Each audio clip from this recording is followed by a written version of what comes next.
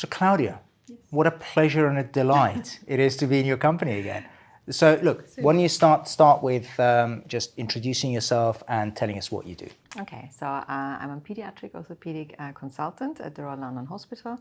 I'm working privately at the Cromwell Hospital, at the Portland Hospital, at UME.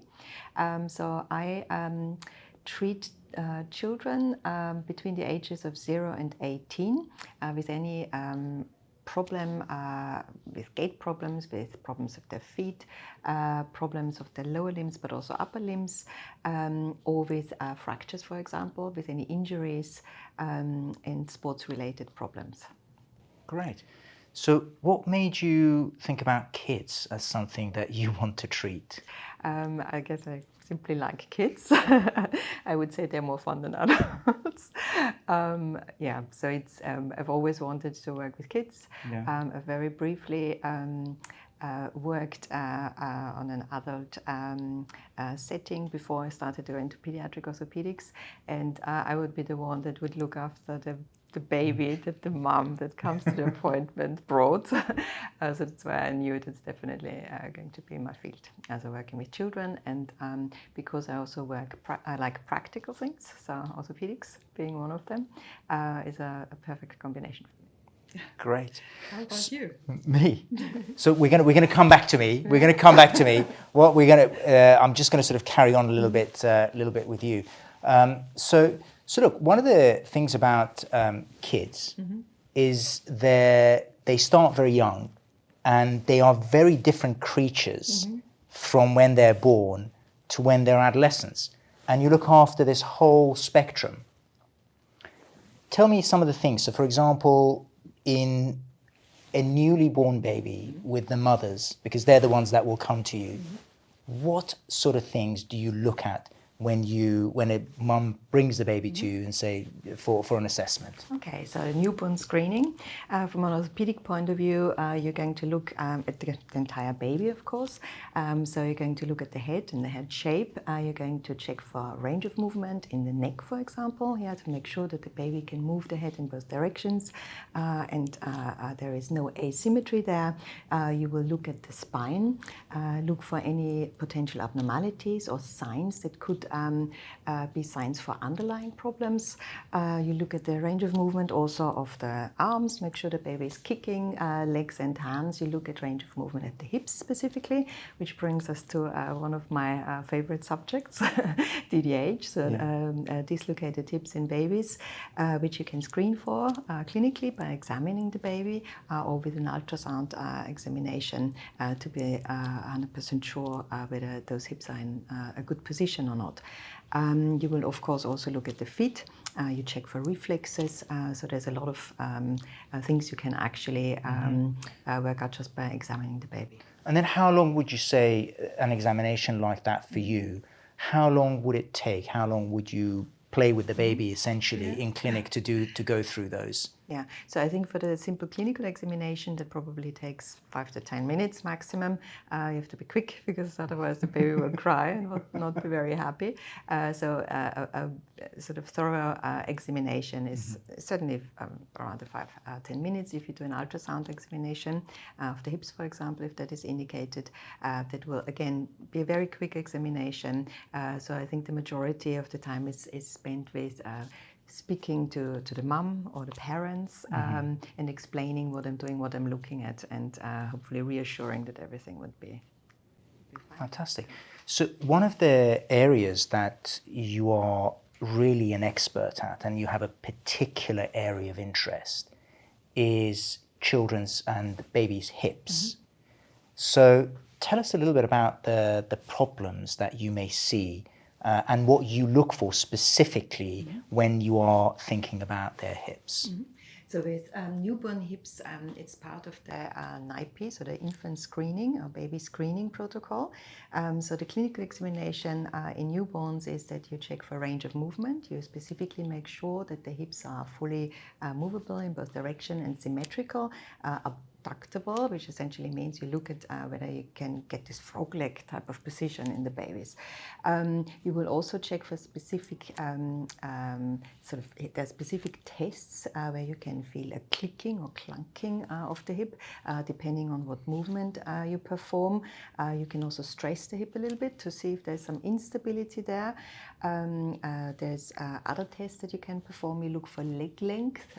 You're also checking creases of the skin, especially at the back of the thigh. So behind, on the buttock, between the buttock and the thighs, those creases. Exactly. What about the groin creases? Because babies, they're quite Yes, chunky things.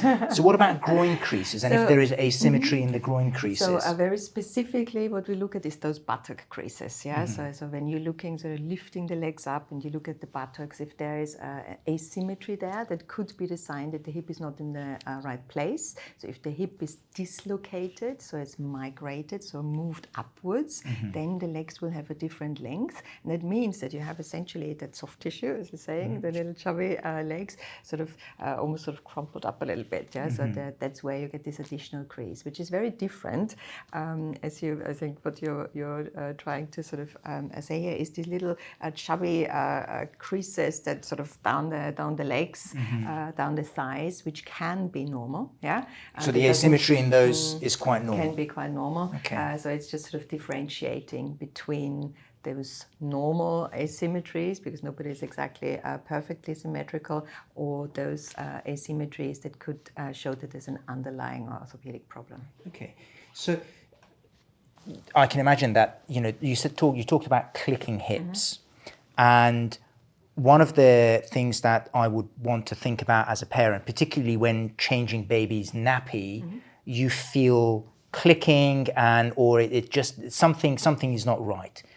If I come to you as a parent and say, I think my baby has got clicky hips, how would you assess the child and then tell me what the consequences are of that? So there is, again, you have to differentiate between that physiological, so normal type of clicking, because you have this ligament laxity in very small babies, because there's still maternal hormones. So you have some physiological instability also in those hips. So these sort of clicky joints don't necessarily mean that there's something wrong with the baby, but differentiate this from a pathological, so a clunk that is not normal, which is when we examining baby's hips, so we do a specific maneuver that is called a Ortolani maneuver. If you have a positive test, that means you're feeling that hip clunking back into the joint. And that has to be checked on the neonatal examination. That is usually also checked again by the GP or health visitor at the 6 weeks baby check. And we get lots of referrals for clicky hips, and it's for us to work out which click is normal, which click do we have to be worried about.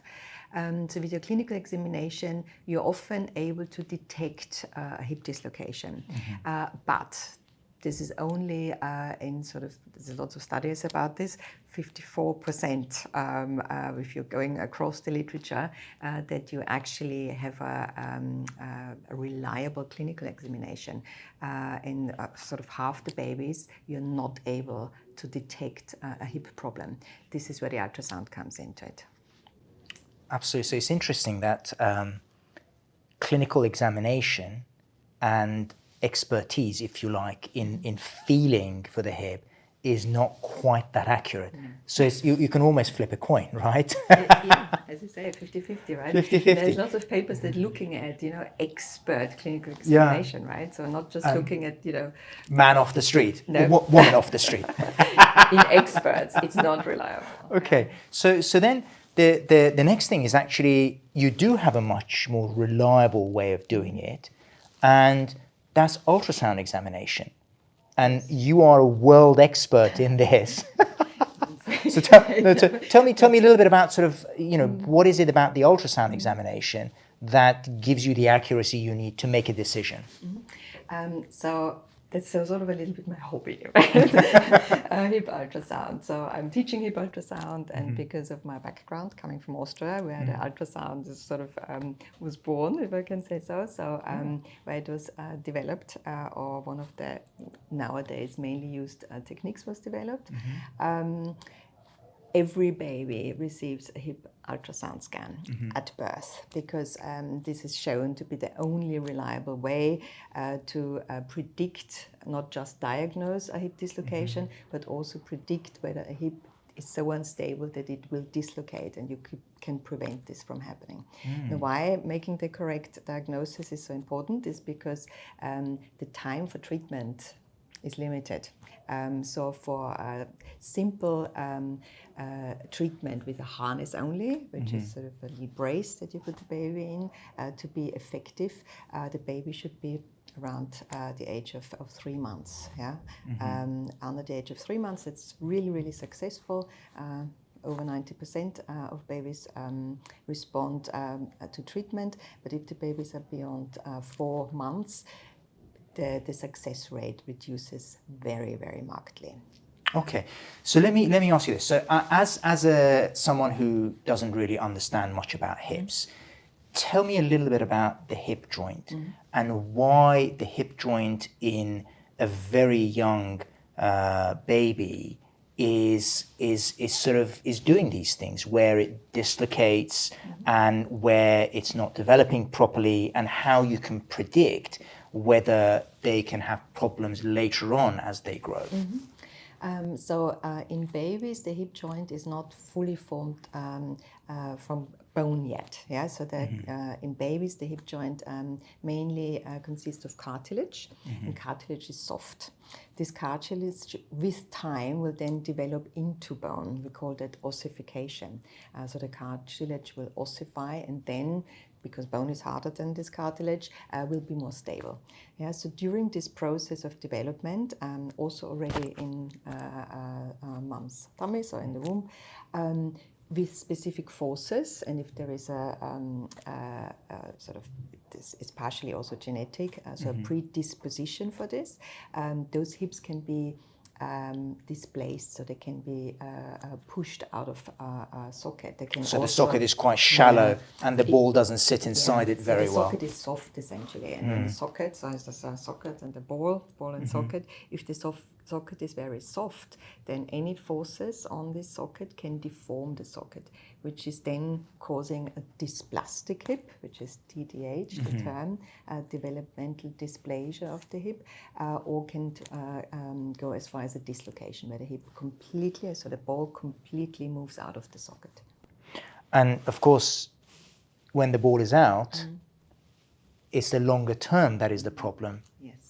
And sort of what longer term problems can the sort of adolescents and even young adults have? The first sign, so if you weren't detecting a hip dislocation early, is that so first is delayed walking, very often is one first sign. Once the babies start, or the toddlers are starting to walk, they walk with a waddling gait. So that's the very specific term that we're using. Is this sort of swaying? Bit like a duck. A little bit, yeah. Waddling gait, and leg length difference as well, because the hip is moved upwards, yeah, that leg will be shorter. So you have this very specific limp in children. Sometimes they also go on tiptoes on this, on that dislocated side, simply to even themselves out, because it's the shorter leg, which is then a very obvious sign that there is something wrong, and the hip X-ray at this point has to be performed. And ultrasound is only useful in the first year. 6 months for sure is where we're using ultrasound rather than X-ray. When the children are then older than 6 months, we usually have better views of the hip with X-rays rather than ultrasound. And at this point, you diagnose a hip dislocation potentially. And if you do not treat a hip dislocation, you obviously have this continuous limp. You will then, because of that asymmetry and leg length difference, if this is not picked up, get problems with your back, most likely, yeah. Short leg gait, causing the spine having to bend or counter sort of bend with this leg length discrepancy, and you eventually get osteoarthritis, yeah. So you get wear and tear of the hip joint as the cartilage is damaged. Because it's not in the right place. So one of the things that you said, which is quite interesting, another point which, of course, parents worry about, is as the child starts walking, we get very obsessed about the pattern of the gait and how they walk and limping.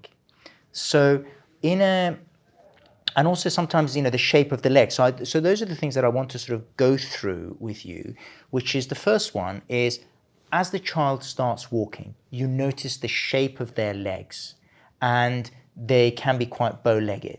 So parents worry about the legs are abnormal. What is your sort of algorithm? How do you think about deciding when the bow-leggedness or the knock-kneeness of the child is too much? There is this typical pattern during growth. So as the children are starting to walk, especially those that are walking very early, they are very often bow-legged. That's sort of part of the normal development. From this bow-leggedness, that sort of evens out with time very often, in the majority of cases. That then turns into this knock-kneedness, as a specific age group where you have this physiological bowing or tenor valga, which then with growth just straighten out, and the children are absolutely normal. There's of course limits to it, and it can be that those bow legs are not necessarily normal or part of this normal development or pattern. There's various different causes for this. This could be problems with vitamin D, for example, so rickets. There can be other metabolic problems, so problems from an endocrine point of view. There are dysplasias, so there's other skeletal abnormalities that can cause bowing as well. We're looking at the stature and sort of the overall appearance as well, not just at those legs. And maybe the parents as well.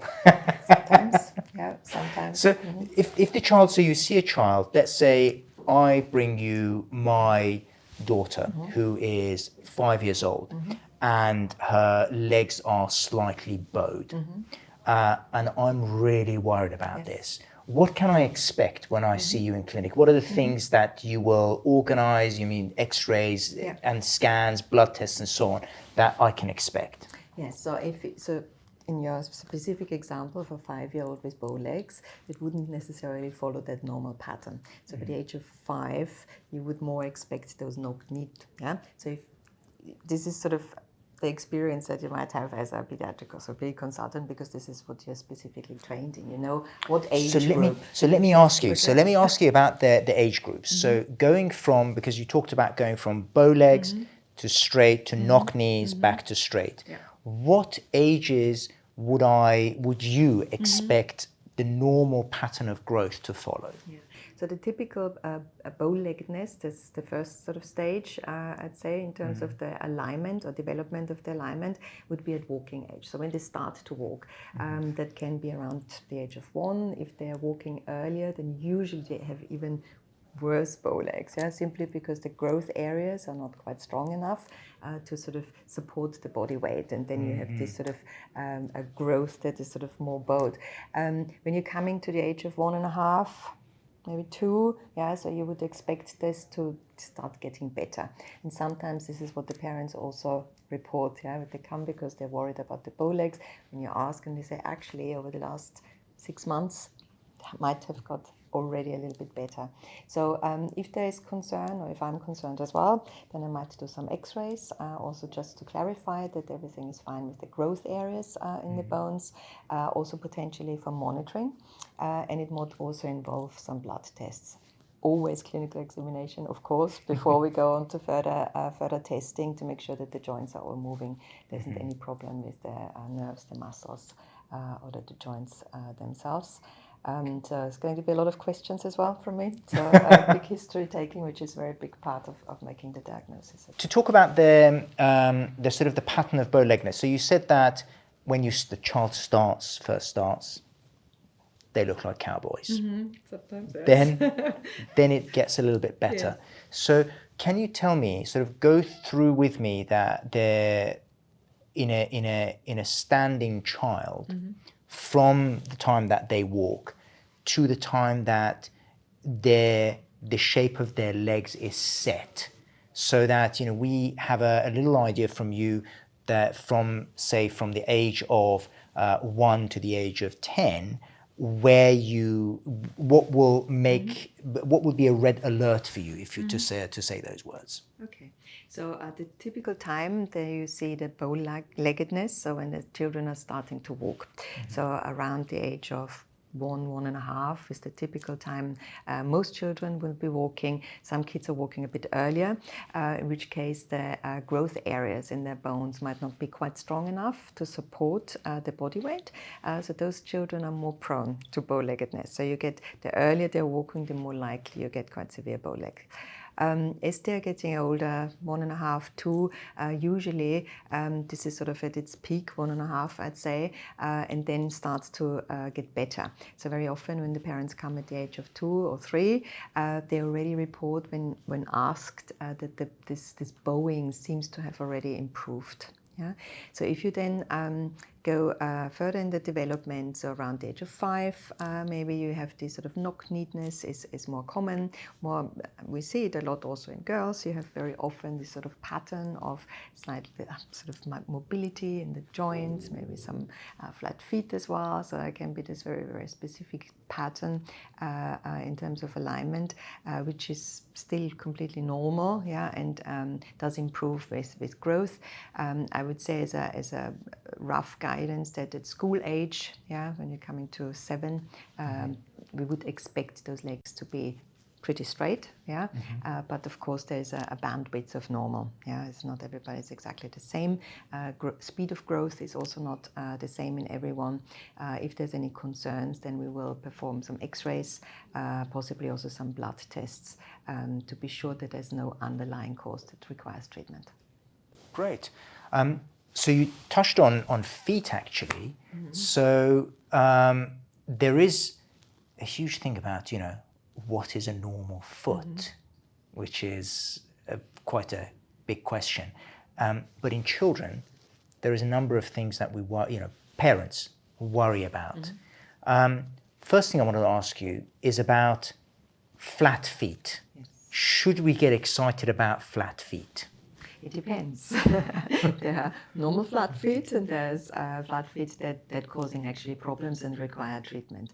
So in very young children, we have this sort of physiological flat foot, which the arches don't build up until a certain age.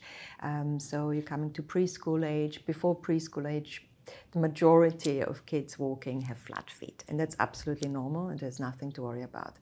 When they're coming then to sort of preschool, school age, you can examine those feet more accurately, and you still have many children with flexible flat feet. Yeah, again, this is sort of examining, making sure there isn't any fixed deformity, that those feet are still moving fine, and we're doing specific tests again. We let them walk on tiptoes, and we see that arches are building up. We will then perform a clinical examination to make sure that all the muscles are well developed, that there's no tightness in any of the muscles, especially in the calf, which can contribute to flat-footedness, and will also require treatment. So you will probably touch on insoles, yeah, which are debated, I would say. So I think an algorithm is to sort of flexible flat foot that is not painful and there's no tightness in the heel cord, so in the calf muscle. You don't necessarily require any treatment, also conservative treatment. But are there any symptoms? Is there any redness? Is there any rubbing in the shoes? There are all sort of contributing factors where you actually really benefit from treatment. You have to differentiate from a fixed flat foot deformity, which can also be present at birth, where the bones are not quite in the correct position, yeah, and where you have also reduced movement, so a stiff flat foot.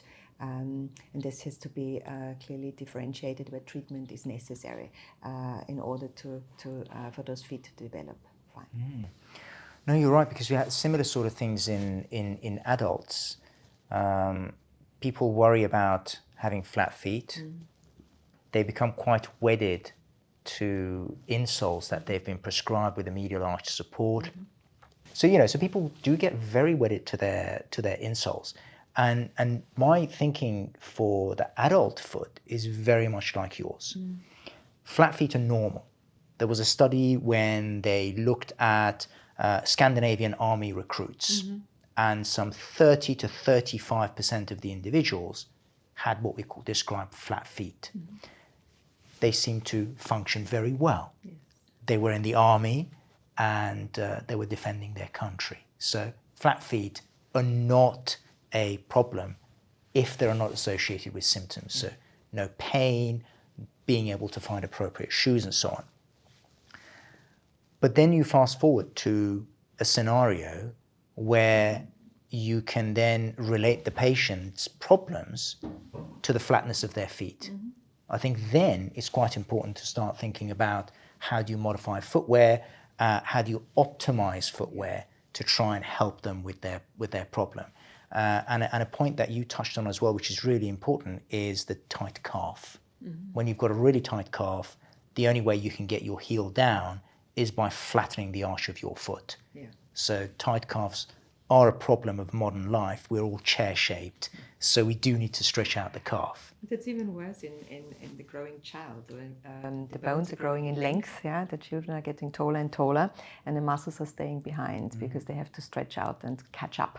Yeah, and with this catch-up game that you're playing, with each growth spurt, a lot of children get problems. Typically, where there's calf muscles attach on the heel bone, so there's different problems that are associated with growth, but specifically, as we're talking about calf muscle tightness and flat feet, this is specifically a problem during growth as well. What would your advice be to for a patient of yours, let's say a girl of 8 or 9, because she's probably going through beginning a growth spurt, and you realize that they've got a bit of a tight calf? What kind of approaches, what would you do for them? What would you advise them to do? Stretching exercises, yeah. So I see also a lot of very sporty children. So if they're doing lots of sports, very active, very often because of this increased muscle tone, this tightness is even more of a problem. And they're also using those muscles, a lot, and they are very active. And this causes a lot of stress in these growth areas. Yeah, sort of.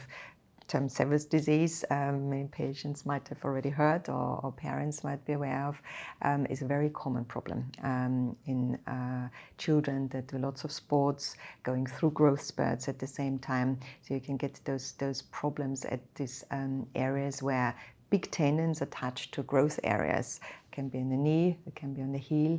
And stretching exercises is the most important part of the treatment, but there's also RICE, so rest and icing, but the physiotherapy is the one preventative measure, I'd say.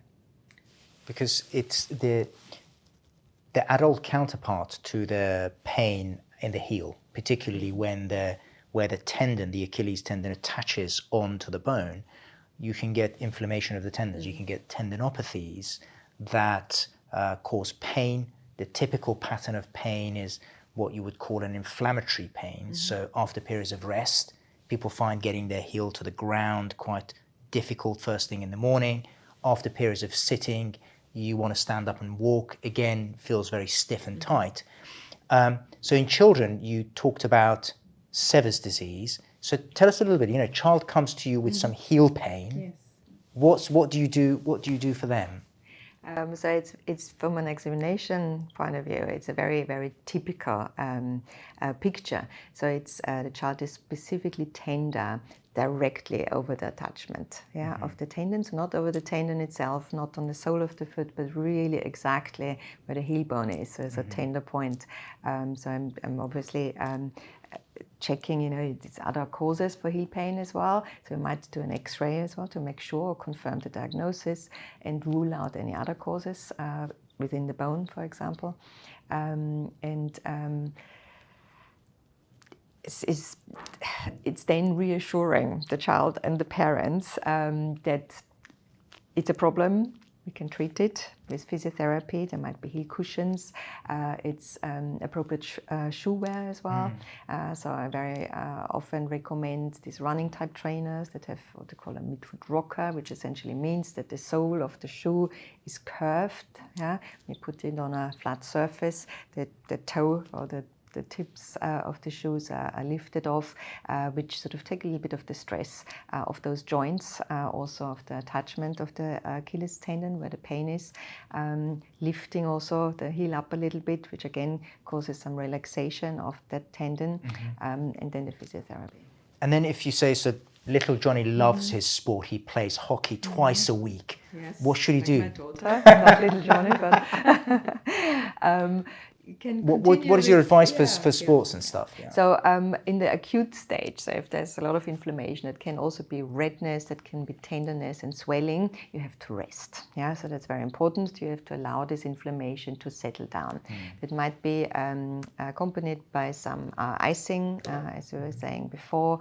So rest icing, maybe some anti-inflammatory medication.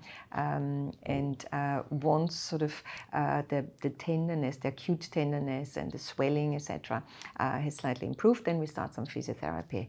So it's then to do regular stretching exercises. So it's not very popular amongst children having to do exercises, and think about it. They're busy, they have school, they want to go back to their sports, other things to do. So I tend to advise to try and build in at least the basic stretches in their normal daily routine. For example, doing some exercise when they're brushing their teeth, right? So most kids, we always ask them, how often do you brush your teeth and for how long? So the usual is the school answer, 2 minutes twice a day, which is great, yeah? Because if you're brushing your teeth, you do some stretches, which you can do on the sink, twice a day for a total of like 5 minutes, let's say. That would be enough, to just sort of keep on top of it after sort of a set of physio appointments. Great. Okay. So what would be your one gem of advice to parents worried about their children's musculoskeletal health? Exercise is a good thing. So carrying heavy bags, those sort of things that all of us know, I guess, but to really just stress, big bag on one shoulder will cause problems, will cause some aches and pains, not just in the spine, also in the shoulder. So I see a lot of children with these problems being brought to clinic. To just be active. So posture is also very often a concern. Chair-shaped, head down. So it's very, very often a problem that the posture is therefore, very poor. You have the shoulders drawn forward.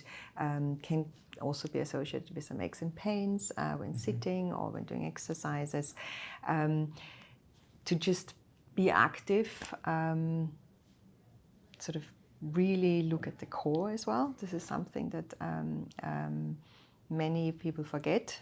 So just because the child is sporty and does lots of exercise, is very often you only train the legs, for example, with many of those team sports specifically, or you might have ball exercises, tennis, whatever it is. Very often you're training the muscles in your upper limbs or lower limbs, and not so much in your core. So we get a lot of children with problems, although they are active and although they are sporty, that have a problem or problems with the musculoskeletal system, simply because it's sort of out of balance. That's the best way to explain it, probably. And sort of looking at that and making sure that strength and conditioning and also stretching exercises and warm up, very important, is part of it, is, I think, the most important advice that I would give. Agreed. One of the things it's interesting, actually, talking about that. So I don't see children, but I sometimes see young adults, so 18-year-olds, 18, 19 and 20-year-olds, especially for young women. I give them, I call it my spiel. What my daughter gets, and the same way that they get it. One of the interesting things, especially in women, is a problem of bone density.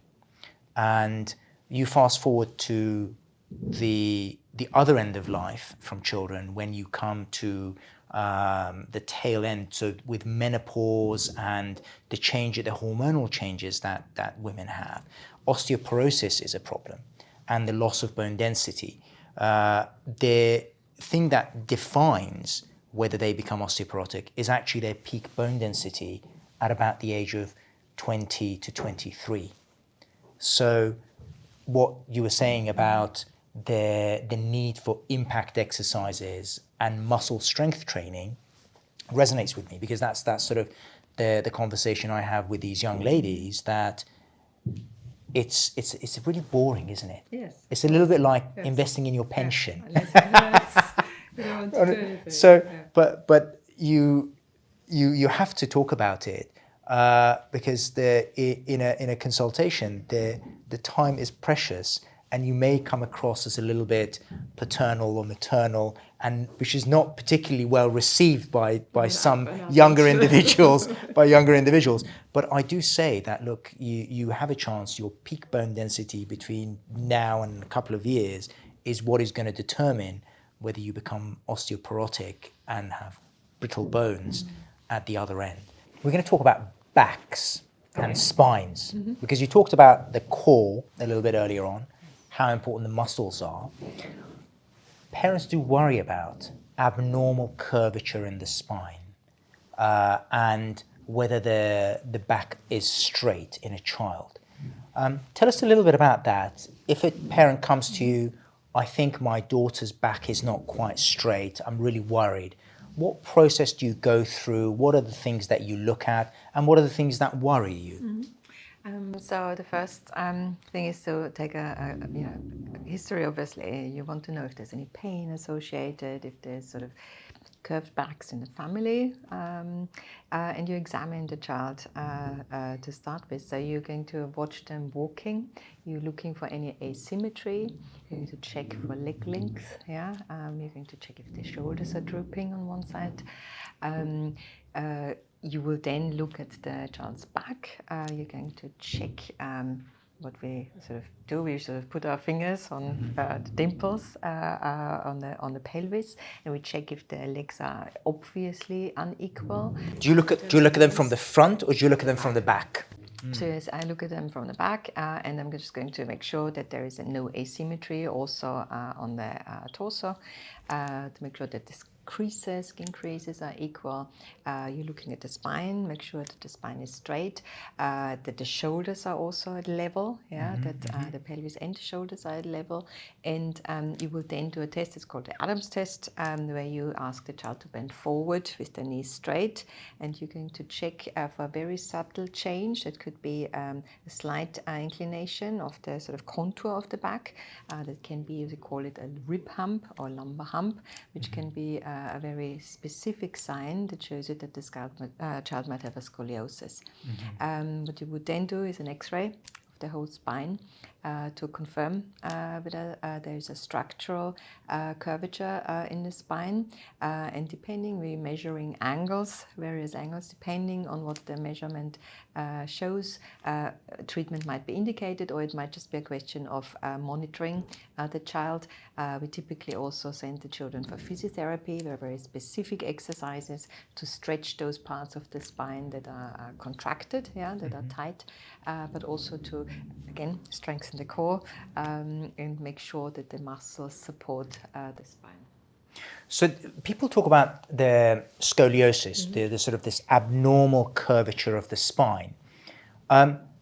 It can be relatively common, and there is a spectrum, isn't there, of less severe to really quite severe. A little bit the same as talking about the bow legs and knock knees. So how would you try and reassure parents when you see a child that may have some abnormal curvature, but actually is within normal limits? Well, in terms of limits, so there's the fixed curvature or the structural change in the spine, but there is also sort of just a simple curvature in the spine because of posture. Yeah, so a postural curve, as we call it. They're very different in appearance. So one is more C-shaped, one is more S-shaped. You can differentiate that clinically by examining the child, but also with the X-ray. You can see if there's a structural change, if there is a true rotation, which really needs to be monitored, or depending on how severe the curvature is, might also require treatment. And the treatment can be a spinal brace, or in very severe cases, might be an operation to straighten the spine. So this is something the spinal surgeons would deal with, the treatment of a true and structural scoliosis. But the postural curvature, you would look for leg length. Yeah, that's a very common cause. Yeah, so if the legs are not equal, and this is a functional problem, so nobody has exactly equal leg length. Yeah, there is again sort of a bandwidth of what is within normal limits. But what is important is whether this is actually affecting you functionally, which means if the difference in leg length is causing your pelvis to tilt, if it causes your spine to curve. If that is the case, then you might require a shoe raise, for example. Could, of course, be completely different causes. That could be a tone asymmetry, right? So we're going now more towards the neuromuscular side of things, especially in younger children, if there's nothing known about any underlying neuromuscular problem that can also first present with some asymmetry, yeah, in their gait pattern, but also overall in their posture. Yeah? So there's different types of curvature. Some of those curvatures are benign, so they can be treated without any intervention. As such, it might just require some physiotherapy or looking at leg length and equalizing this, or it could be some structural problem which does require treatment and monitoring. Brilliant. So I think it's much the same as some of the other things that you've said, is that to allay one's worries and fears, it requires a little bit of an assessment. That assessment needs the expert's eye, which means that you have to hear the story, examine the child, do some examinations, x-rays maybe, and then to decide whether it's something that requires intervention. And you can then refer them to spine surgeons with specific interest in these deformity in kids. Yeah. So this is, I think you touched on something very important here, is there's a lot of things that parents are worried about that are actually normal, depending on the age of the child and their growth. Yeah, and this is what we as pediatric orthopedic surgeons are specifically trained in. So we're doing a lot of training in just knowing what is normal and what is abnormal. Yeah, so in adults, it's more equal, right? They've gone through their growth spurt. They're all at the same level, more or less. Age, of course, is still potentially a problem. But in children, they are at such different levels of their growth, and with growth, things appear sometimes not quite right to your eye because they don't look like an adult would look, right, in terms of their alignment, in many ways. But for the child maybe, or in many cases, in the majority of cases, this is normal for their age. It's what we call a norm variant. Yeah? The same way as not everybody is exactly, on the 50th centile. Yeah, not everybody is the same height. Not everybody has the same color hair, or whatever it might be. So there is a bandwidth of what is normal, and not every child is exactly the same. Absolutely, and that's really important to recognize. In some other scenarios, the parents might be a little bit worried because the child isn't walking quite normally. And one of the typical things are, for example, walking on tiptoes, children that walk on tiptoes. Is that something we should be worried about as parents? I think it's definitely right to seek an opinion on it, because again, there is this tiptoe walking, which is idiopathic, we call it. There's no specific cause for it. And we tend to reassure the parents with some stretching exercises though, that this will, in the majority of cases, just sort itself out. As the child is getting taller and heavier, they tend to come down back on their heels. But there are lots of conditions that are also first presenting as tiptoe walking, and some of those conditions can be serious. So it is important to have a proper assessment,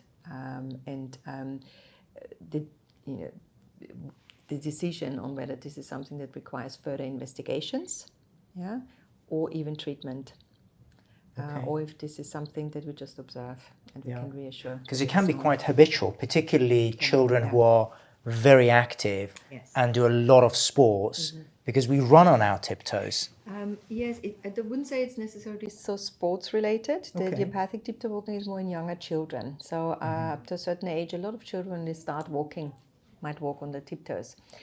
Sometimes it's because they have older siblings who want to be taller. There's also a correlation with autistic spectrum disorder.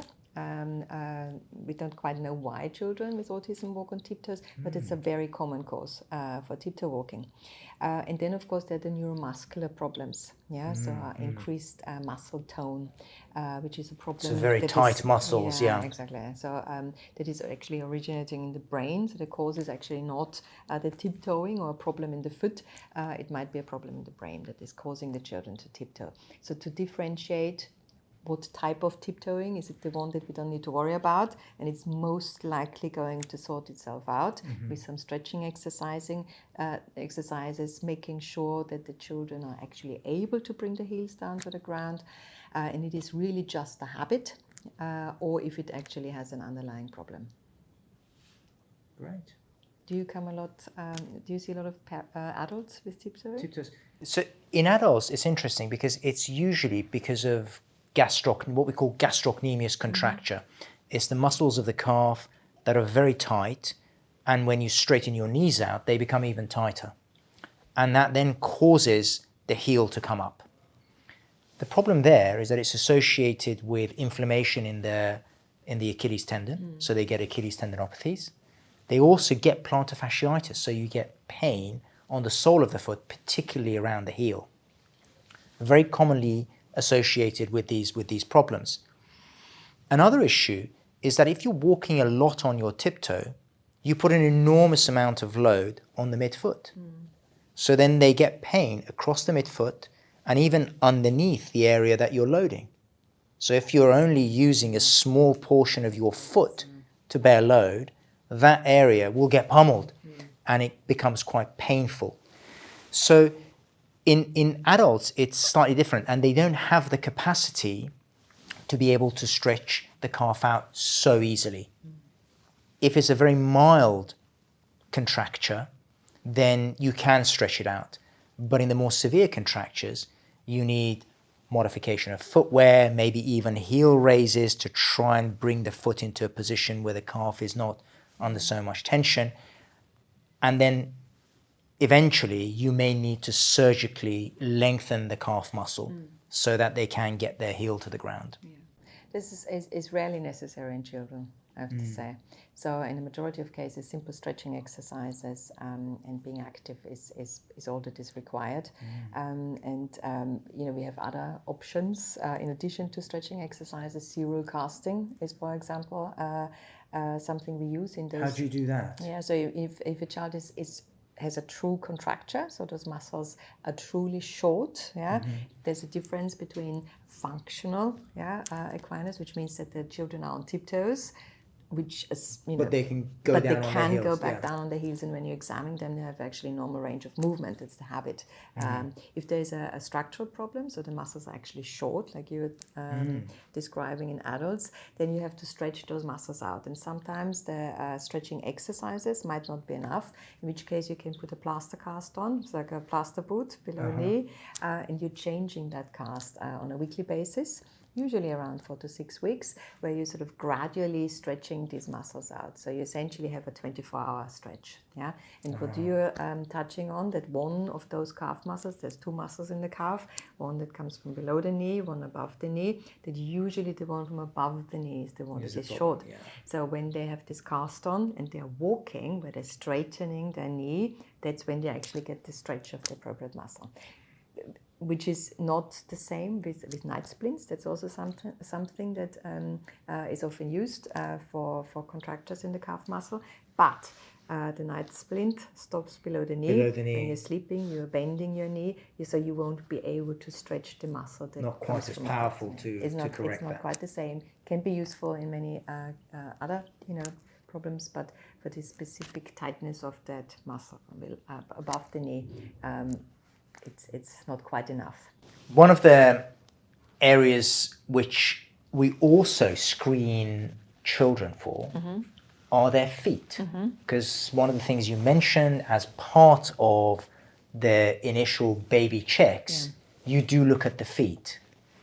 Tell us a little bit about some of the issues that you can come across and why you're so interested in looking at their feet. So the condition that you want to catch early, again, it's all about the timing in treatment of children, are club feet.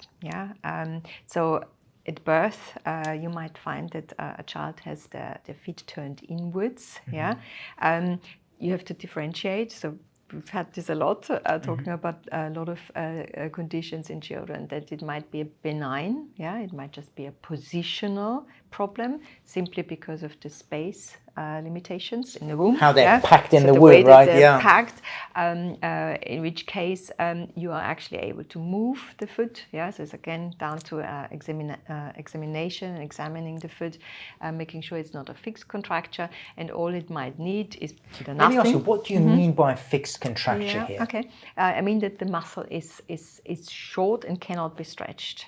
You're not able to move the ankle joint Get the properly. foot into all the positions that you expect it to go. You're not able to improve the position simply by manipulating the foot. So if you're not able to improve the position or correct the position passively, then we're talking about a fixed problem, a stiff deformity. So when everything is flexible, so I can correct it, then the one thing that you advise the parents to do is stretching exercises. So simply stretching the inside of the foot. We're sort of showing exactly how to do this, massaging the inside of the foot will just improve things, and then the feet will be absolutely normal. There's nothing to worry about. Having said that, those kids would require ideally also an ultrasound of the hips. It's part of that packaging. So this is an interesting point, though. So if their feet are slightly abnormal, that can be a trigger for you to think about other things. Exactly, So it's one of the risk factors. So it's not a recognized risk factor on our screening or NIPE screening, where we only screen babies or do an ultrasound for babies with a first-degree family history or with bridge position, extended bridge. But one of the still recognized risk factors is packaging disorders. It's just one of the many risk factors, such as birth weight in female. There's lots of things we could go into. But this foot position, this not fixed. It's the positional talipes, as we call it. The positional clubfoot is actually also a risk factor for having a hip problem. Yes. So if you have a foot posture at birth that you're worried about, those kids should. Then you think about the hips as well. Okay. But so if you can correct it, by just massaging the foot or by just manipulating the foot, then we call it a flexible deformity. If you cannot correct it, and there's specific scores you would apply, then you're concerned about a true clubfoot deformity. So you can score that severity of the deformity. We call it the Pirani score, and you then have to do more than just stretching exercises.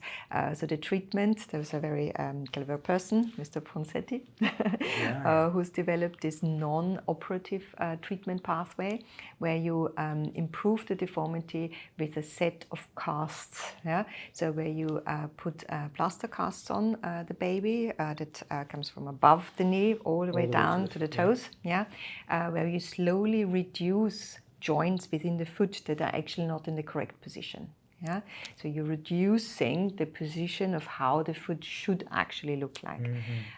You then, at the end of those casts, there's a certain number of casts that you have to go through. They're changed on a weekly basis. See whether you can also correct the dorsiflexion, we call it. So it means that can we also bring the foot up yeah, beyond that neutral 90-degree position. If yes, that's great. If no, then we tend to do a small procedure where we just cut the tendon, yeah, the Achilles tendon, which will just repair itself in children. Their little bodies are very forgiving. And then the cast treatment this is then followed by specific splints. We call them boots and bars. Looks like little surfers. So the babies are put into specific shoes that are connected with a bar to control rotation of the foot, which then is worn at the beginning all the time, but then night time, etc., is then weaned off as the children are growing. Is now the treatment of choice. So and how long is this treatment process? Because it sounds quite involved. It obviously needs the engagement of the parents. The children get used to it because it becomes the routine of life for them to some extent. So how long does this all last?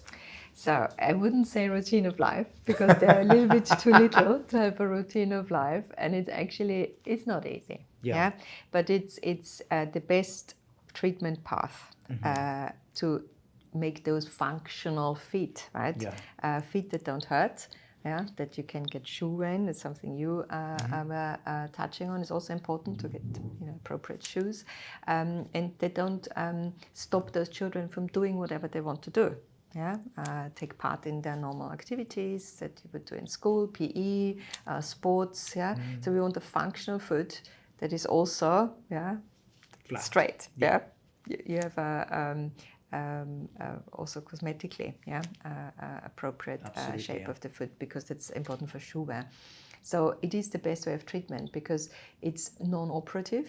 Yeah, so it's sometimes small types of surgeries or keyhole type of surgery that is added in addition to the casting, so to the conservative treatment.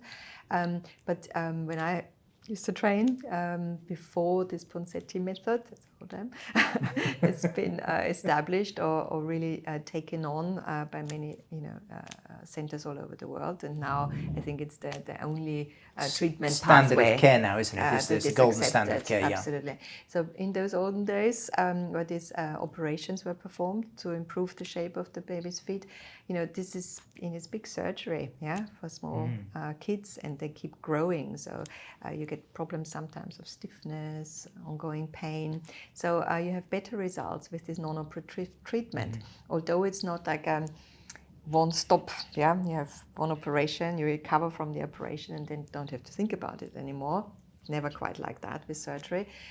It does take a lot of involvement by parents. Yeah, and it's difficult. It's coming to weekly casting clinics, having to then persist with those boots and bars, so with those splints, and of course the children don't like it. They don't, and accepting that as a routine is a difficult one with a small child. Agreed. And especially when you then come to the times of where they're potty trained.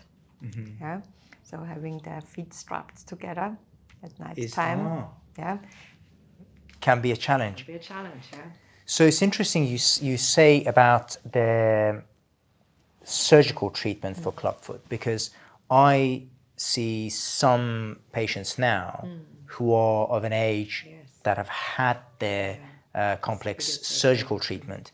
Treating them when they've got residual deformities is really quite difficult, is very difficult. So, and we're only just beginning to see some of the children who've had the Ponseti treatment, and actually they've got what we call virgin territory for surgical correction. So actually these are not feet that have a lot of scarring, they don't have surgical incisions on them, which does make it much easier. And I have to say Ponseti is one of those individuals who has brought an enormous amount to humanity, and he should be appreciated for that, without question, without question. So, years ago, when you sort of were co-founder, is that fair to say, of OS, what made you take this step? Why did you want to form a group of clinicians? Private practice in London is, private practice in general can be quite a lonely place. In NHS hospitals, you have a department, there are groups of individuals that are senior to you, there are groups of individuals that gradually become junior to you. So there is a there is almost, there is a family there where you have support, you have information that is transferred from the older guys to the younger guys or gals, and it's a very nurturing place. Medicine generally is a really nurturing place and specialty. This is not the same in private practice. Private practice can actually be quite lonely. So having friends, having people that you can call, having people that you can exchange ideas with is a really important thing. And I had the fortune of being with other individuals like Ali Noorani, Ragbir Kakar, who are both close friends and also really good clinicians with an interest in being able to replicate what we could see in the NHS, the family environment, the collegiate atmosphere of many colleagues, the ability to rely on colleagues of different subspecialties.